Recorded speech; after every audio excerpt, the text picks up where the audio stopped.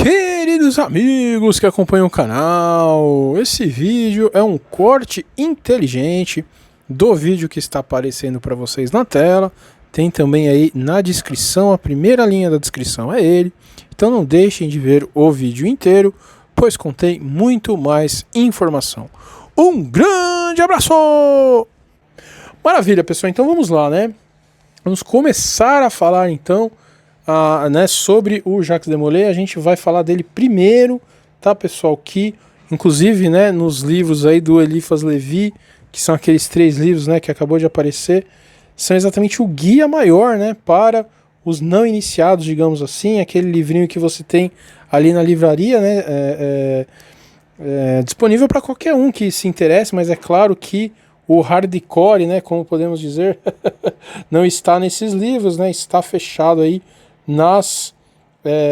exatamente, né, nas sociedades secretas, mas isso é o máximo, né, que você consegue então chegar sem sem fazer parte de uma sociedade. E vamos entender então o que exatamente, né, foram aí os Templários e por que dizem, né, gente, que eles que começaram então. Vamos lá.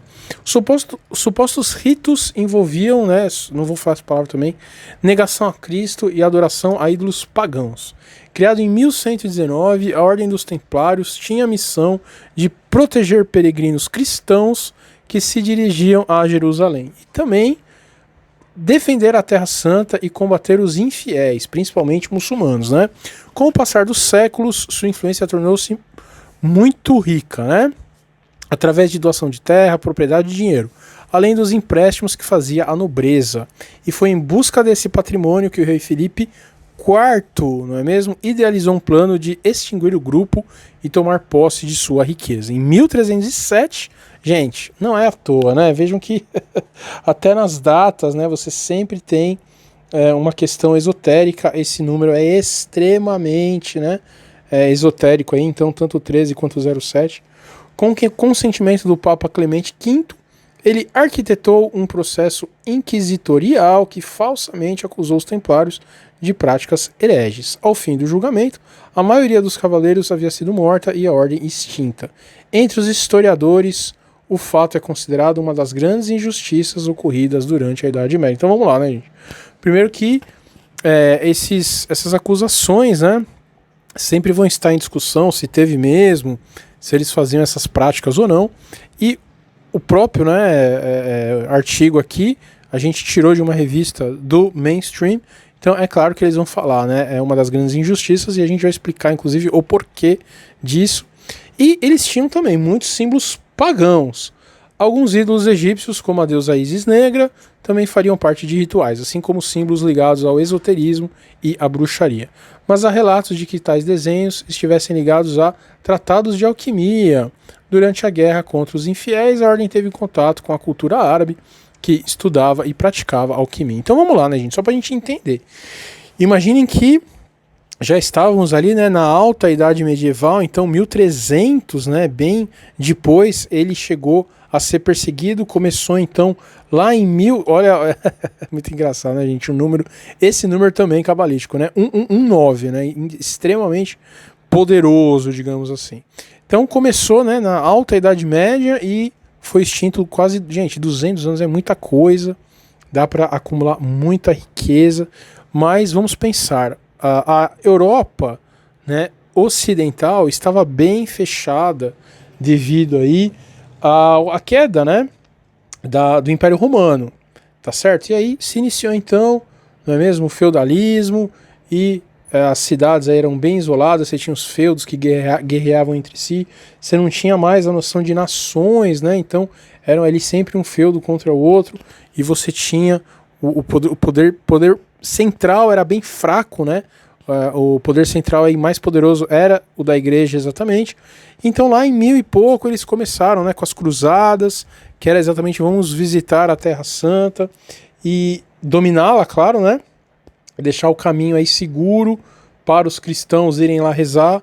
E nessa, gente, né, os templários foram crescendo, foram garantindo rotas comerciais. Imaginem só, pessoal, né, se a gente estivesse aqui no Brasil, essa violência enorme que nós temos, e de repente vinha um grupo, né, estrangeiro, os americanos aí vão garantir a segurança do pessoal, né, para fazer aí suas transações, nossa, todo mundo ia amar, né, ia dar um rio de dinheiro pros caras aí. Foi exatamente isso que aconteceu. Imaginem além, né, se isso estivesse ligado então a uma questão de fé, de religião, né, você vai poder ir pro seu lugar santo através dessas pessoas. Então, muitos nobres também faziam doações, né? E temos infinitos exemplos, né, pessoal? Temos a Barca do Inferno aqui, né, do Gil Vicente, que é um dos autores aí que a gente mais gosta. Muito maravilhoso, a gente vai trazer aqui no canal sobre essa obra, muito boa também. Enfim, né, gente, eles se tornaram como se fossem os guerreiros da cristandade. Então, olhem o poder deles, né? Só que ao ir para o Oriente, eles começaram exatamente a ter contato com esse ocultismo, né? Porque na Europa, a maioria dos cultos pagãos já tinham sido extintos. Vamos falar isso no final do vídeo, tá bom, pessoal? A maioria dos cultos pagãos já tinham sido extintos, né? Então, a Europa ocidental ficou meio sem, né, esses rituais antigos. Mas ao ir para o Oriente e começar a ter muito contato, principalmente com a nobreza oriental, eles começaram a reaver muito desses documentos muito antigos, né? E aí que foi feito, então, o primeiro grande resgate ao ocultismo oriental, através dos templários. Não é à toa, gente, que muitas sociedades secretas atuais, principalmente a maçonaria, né, tem muitos rituais, símbolos, né, palavras que remetem aos templários. Eles são, sem dúvida alguma, herdeiros da riqueza e do conhecimento esotérico, tá certo? Dos templários.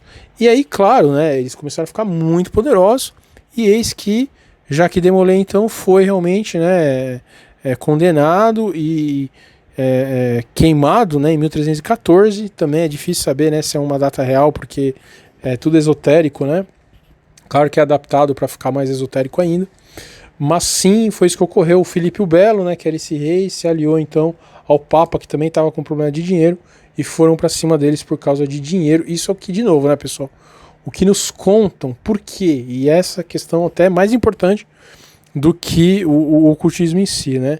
Vejam, gente, vejam, né? O poder deles era tão enorme que pode ser sim que eles foram pegos pela igreja e pela nobreza. Olha que legal, pessoal. Eles foram pegos pela nobreza e pela igreja, né?